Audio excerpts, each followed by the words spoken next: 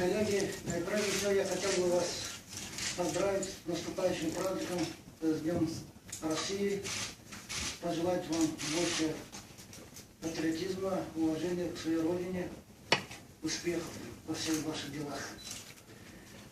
Сегодня я провожу уже благодаря поддержке РИА Новости традиционную пресс-конференцию с учетом того, что я уже через 3 дня, у меня будет уже 3 года, как работаю президентом Республики Саха-Якутия.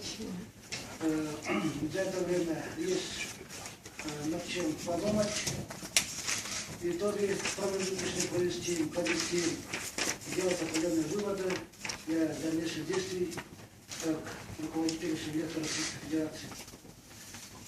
Сегодня республика представляется как крупный субъект Российской Федерации на Дальнем Востоке, занимает свое достойное место в развитии Дальнего Востока. За все эти годы мы в управлении экономикой использовали программу целевой метод управления, что нам дает определенные возможности заглядывать на среднесрочные и дальние горизонты, определять свою стратегию, заводить определенные механизмы их реализации с учетом создаваемой ситуации.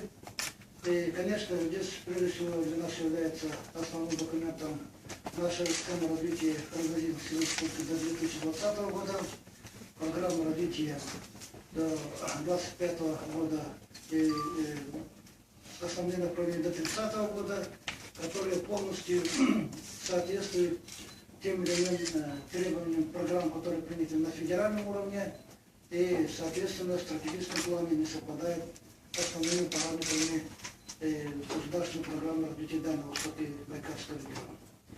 Поэтому сегодня реализация идет полным ходом всех этих стратегических документов, которые дают определенные свои результаты.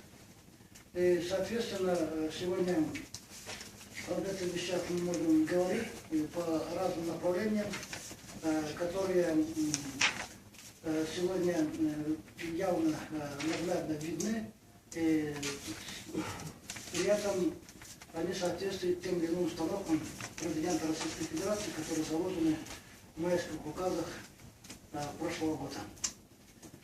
Конечно, при этом проблем, которые накапливались годами, десятилетиями, в некотором роде сохраняются, но над ними, с учетом интересов людей, которые проживают на территории Якутии, мы занимаемся повседневно по тем или иным важным, необходимым направлениям.